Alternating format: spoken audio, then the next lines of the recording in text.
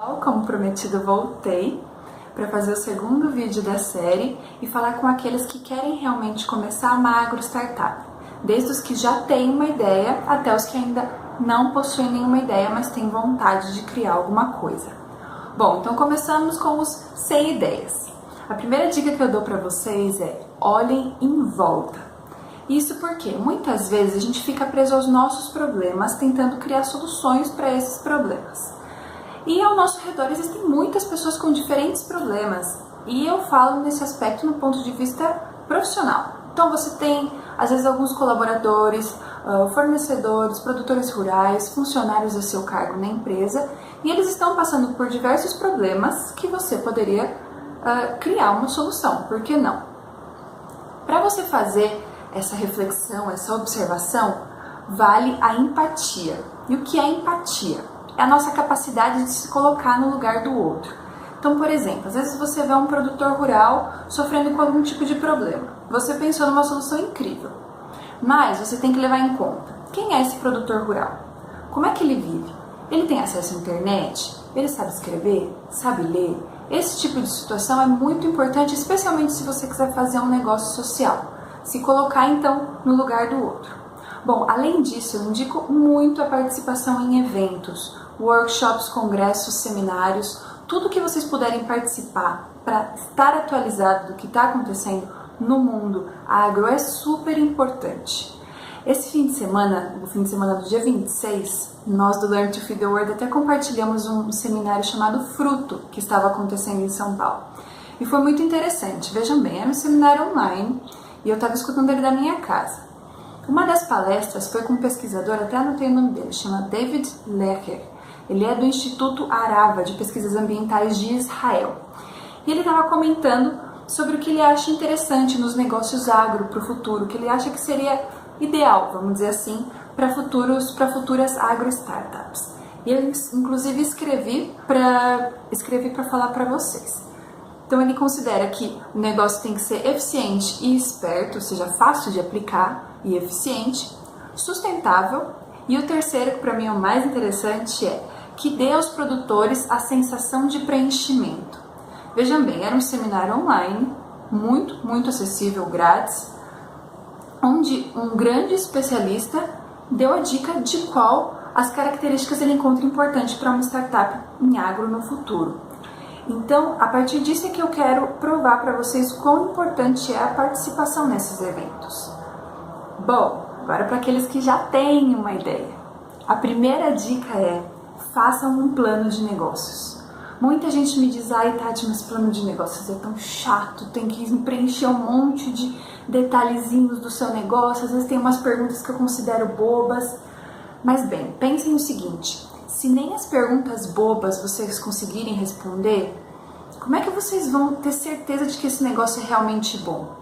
Então, o plano de negócios ele é muito interessante desse ponto de vista. Ele te faz pensar sobre aspectos que talvez você ainda não tinha pensado. Então, por exemplo, mercado, consumidor. Eu acho esse ponto importantíssimo, a gente saber quem são os nossos consumidores. Então, tá sempre focado nisso. Será que essa pessoa realmente precisa da solução que eu estou querendo criar? Quem é essa pessoa? Falem com essas pessoas, vivam com elas se vocês puderem, especialmente se for um negócio de cunho social, mas estejam presentes na realidade dessas pessoas. Vale a mesma dica da empatia que eu dei para quem não tem a ideia ainda. A empatia é muito importante para quem vai fazer um negócio, especialmente se ele for um negócio de impacto social. Então, por isso, preencham o plano de negócios de vocês. Eu indicaria o Canvas, um encontro super fácil de preencher, e ele vai te desafiar. Isso é muito interessante. Eu vou colocar um link aqui embaixo de um Canvas, mas vocês podem encontrar muito material gratuito na internet ensinando como fazer. Bom, além disso, a minha segunda dica é: participem de eventos para mostrar a sua ideia, para apresentar a sua ideia. Eu encontrei, inclusive, um evento que se chama Desafio Agro Startups, que acontece todo ano para que grupos ou pessoas sozinhas com ideia, sem ideia, apresentem aquilo que eles estão pensando e discutam sobre o assunto. Normalmente nesses eventos vocês são convidados a fazer um pitch. E o que é um pitch? É uma apresentação rápida, normalmente de 1 a 3 minutos, do que o seu negócio ou a sua ideia significa. O que é? As pessoas precisam entender rapidamente do que se trata, o que te traz ali.